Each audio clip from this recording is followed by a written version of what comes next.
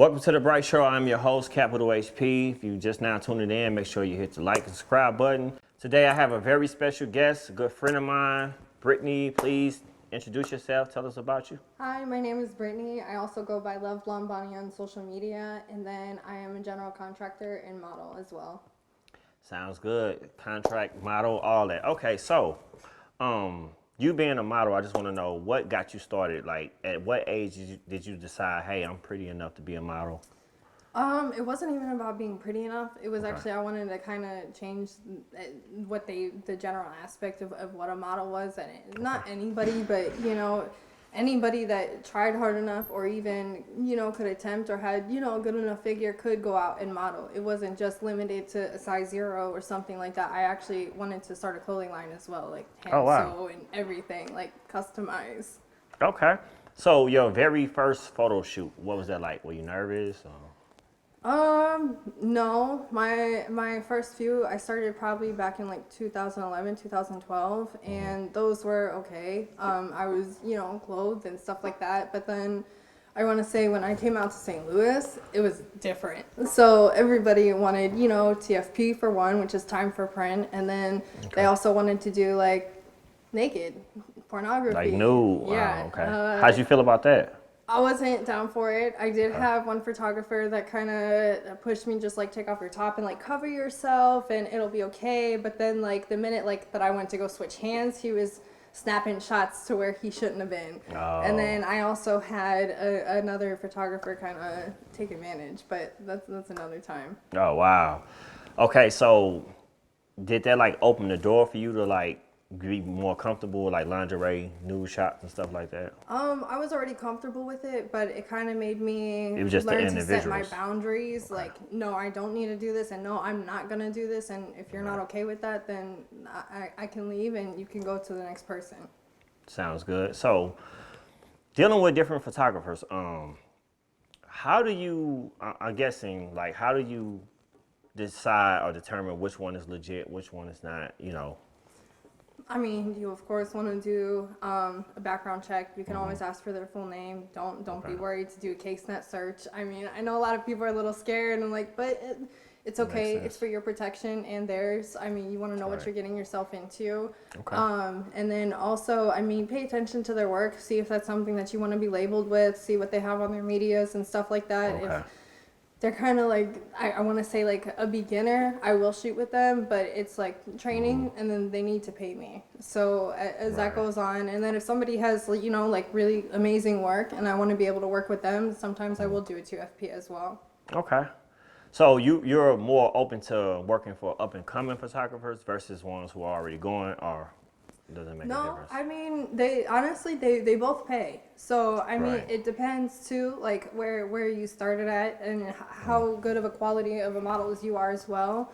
So it just kind of depends, posing, walking, runway, commercials, ads, stuff like that. It just kind of depends because not everybody wants to do everything. Sounds good. Now, your first music video, you've done music videos, of course. Yeah. We worked together. So your first music video, what was that experience like? I went down a sketchy road in the middle of the woods. Oh, okay.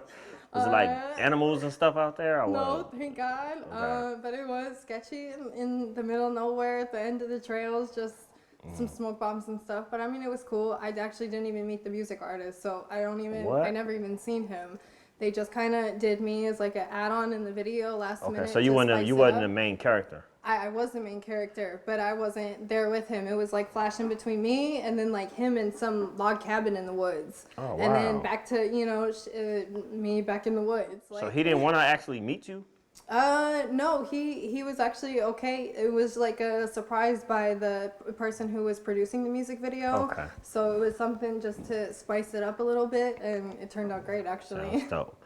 Now, so that brings me to another topic. You have, you comfortable talking about, you have an OnlyFans account, right? Yeah. So I feel like the OnlyFans thing is kind of demonized a little bit. It is. 100%. You know what I mean? It's like you automatically, anybody on OnlyFans, you automatically, oh, she's a HOE, you know what I mean? She's outside. Yeah. She's out there. So what type of content do you have with your OnlyFans? So I don't bombard social media. I'll post like my full photo shoots on there. Okay.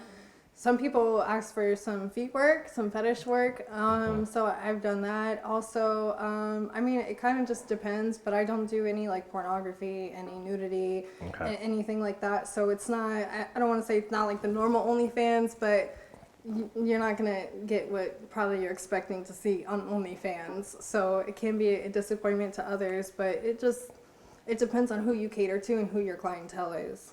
Gotcha. So you said somebody asked for some fee work. Like, explain. Like, what's the most, I guess, craziest request you've gotten? You know, from. Probably to eat gummy bears out of my toes. Did you do it? Yeah, I did it. I did it.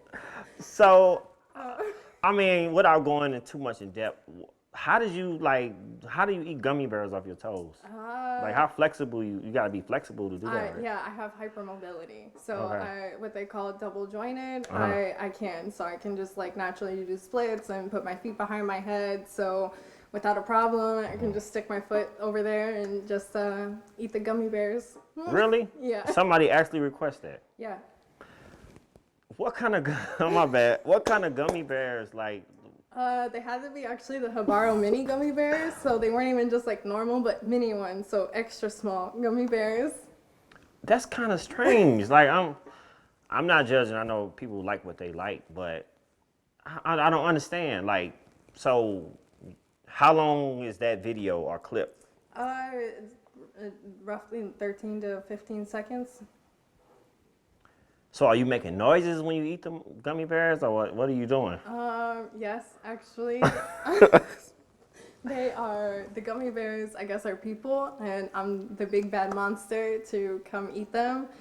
So It's a giant fetish. I found out it's not a food or a foot fetish. So this It person is- that's requesting this is attracted to giants. Yes, which I'm not giant, you know? Yeah. See, that's why I gotta know who around me, man. Like, you like giants, let me know. I mean, but I don't even know who this person is. Okay, so And you don't know who the people are. No, and I mean, he paid me $500, and he got I sent him the video 13. He to paid you 15 $500 for a 10 or 13-second clip of you eating gummy worms. gummy bears. Bears on off my your feet? toes. Yeah. Wow, shit, I'm gonna start me up. All right, so look. Now, again, like I said, not the gummy, that's just stuck in my mind.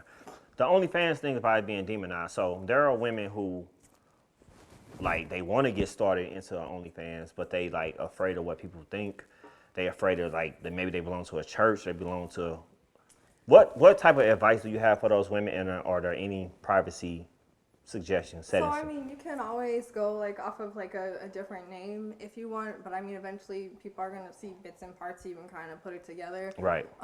Especially like I want to say St. Louis isn't such a small place, but it Right, is. Somebody right. knows somebody, so they might recognize you from somewhere.